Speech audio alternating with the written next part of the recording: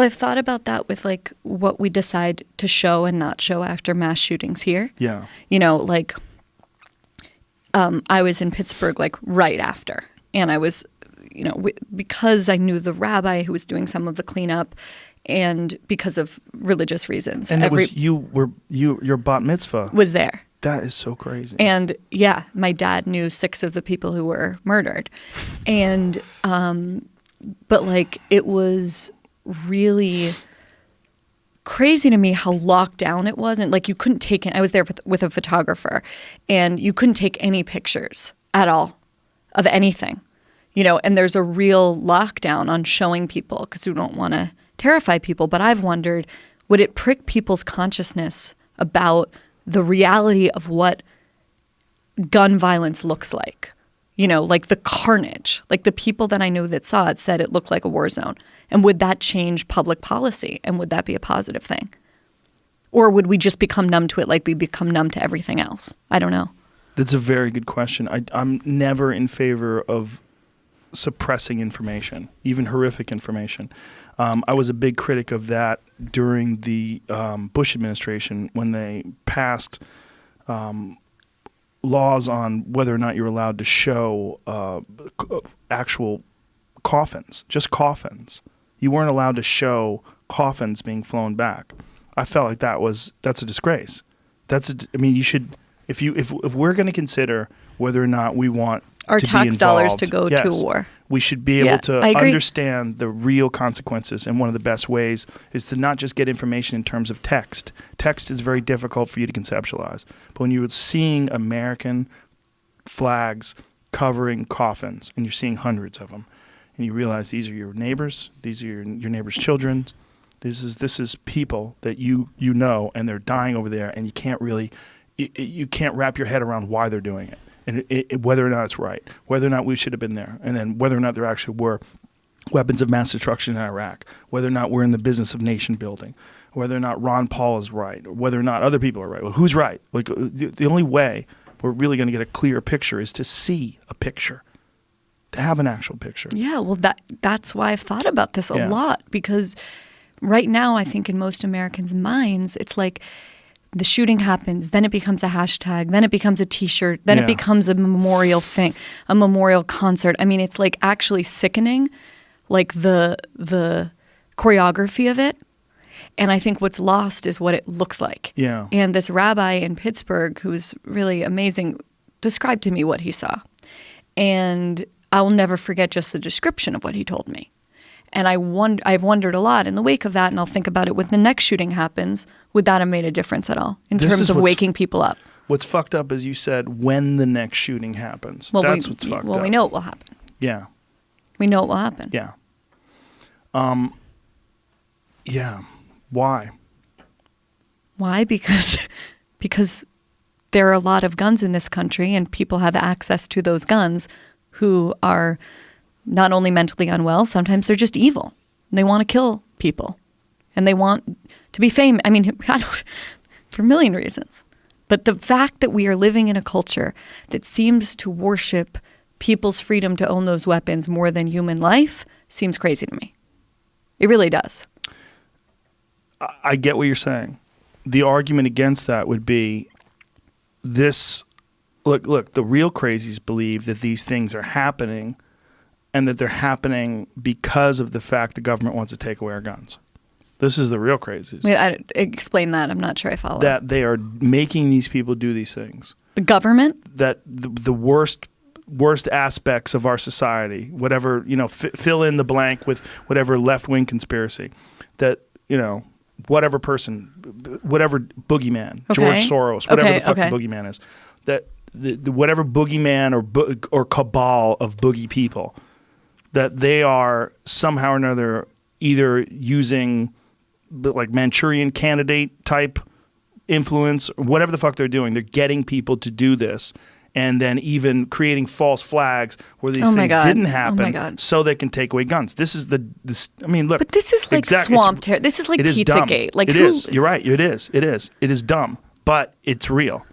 It's real in terms of the influence that it has, that people actually do believe that there are these false flag events that they're designing to get your guns, that people are training people to go out and kill a bunch of people so they can take away your guns.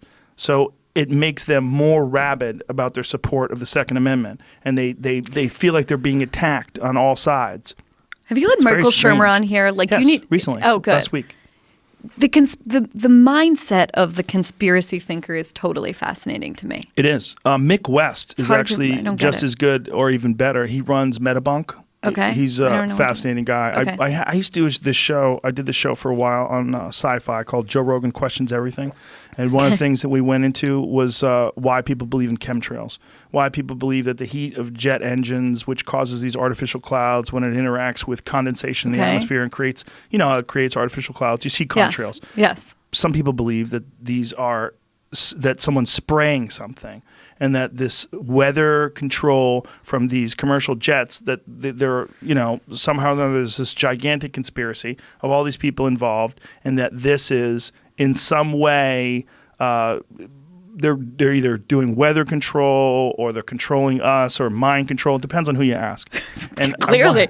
But Mick had a really interesting way of discussing it. Okay. And one of the things that he said is this is like the training wheels for conspiracy theory, because you see it in the sky. Like, look, there it is. I don't remember that. Meanwhile, there's photographs from World War II where you can see, from the 1940s, you can see contrails in the sky that look just like the ones up here. But people will say, I don't remember those when we were kids.